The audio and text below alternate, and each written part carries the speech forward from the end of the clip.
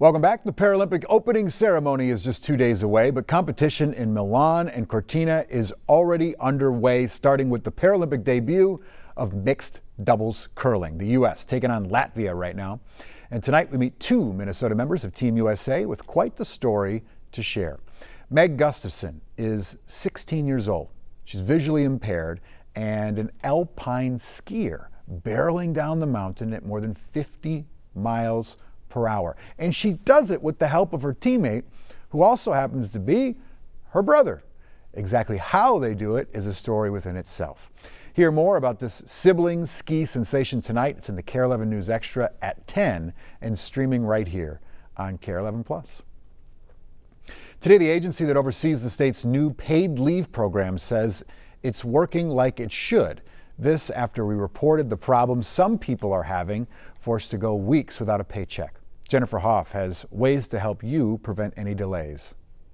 A lot of tacos, a lot of pasta. Dinner is a family affair for Ashley Anderson, who just a few months ago wasn't sure she'd ever sit at their table again. At first, I was kind of in shock. Diagnosed with a brain tumor. I was nervous because I wasn't sure at that time if it was going to be cancerous or not. The mother of three had surgery, followed by just as many months to recover, ending one journey only to start another, applying for the state's new paid leave program. Some viewers tell us is rife with hurdles. Every time you change something on your application, or every time that you upload a new form, make any change, it ends up being you get shuffled to the back. Nearly 50,000 people have applied since the law went into effect about 2 months ago, giving workers up to 20 weeks off every year for medical and family issues, sometimes criticized for the new wage tax that funds it. For the people who are saying, let's dismantle it, let's make sure people can opt out. Well, if people can opt out, then there's no program. Senator Elise Mann authored the legislation, saying the state is approving applications in 14 days on average, offering this advice to avoid delays.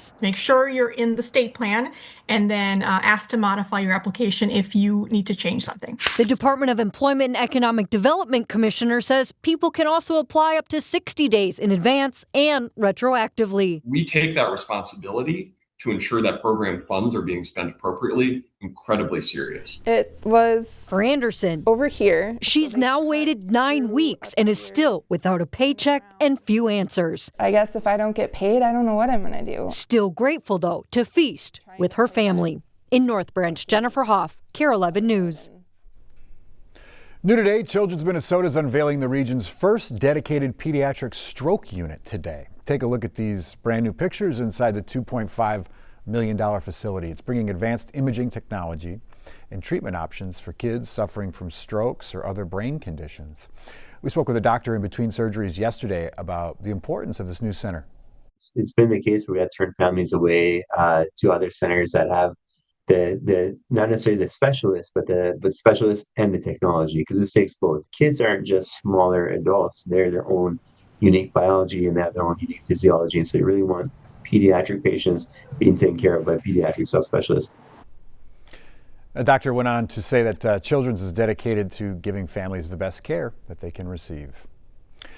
A controversial effort to slow speeders and ultimately make Minneapolis streets safer is showing promise. New data shows the city's traffic safety cameras have cut speeding in half in the first few months since launching. Heidi Wigdahl digs into the numbers. In South Minneapolis, near 46th and Nicollet, if drivers aren't up to speed with the latest city project, they will be. They sent me a ticket, yeah. They gave me 2 warnings in 2 days. Nick Chung works nearby. And while he didn't notice the speed camera at first, it noticed him. I'm not going to miss that camera ever again. No.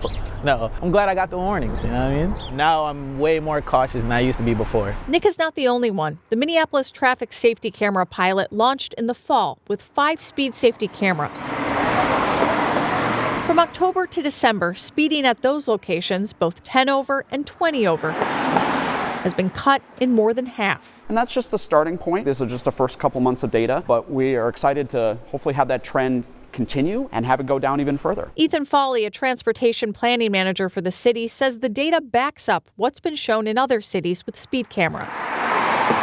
For example, southbound Nicollet Avenue had the most speeders, but you can see in October, violations were at about 3,200 compared to about 1,275 in December. The percentage of cars going 10 plus miles per hour over the speed limit dropped from nearly 10% to just over 4%. And that's an important step to get to the other things and being able to show that over time as well, that crashes are going down, that injuries are going down, that we're saving people's lives. That's going to take more time. It's also going to take more time to see more drivers slowing down. There is quite a bit of fast traffic moving by the park and the Hope Academy here for the young kids. Mike Maiorino is a student at Teen Challenge Leadership Institute. And you'll see the camera light going off quite a bit for people that are going way too fast. But still, Chicago and Franklin has also seen a decrease in speeders. We got emails when the system was new, and they would definitely let us know the people that drive the vans. We've been noticed as we were speeding as well, so we've definitely were able to kind of correct that behavior. Heidi Wigdahl reporting there. Hey, stick with us. We got more news and weather coming up after the break.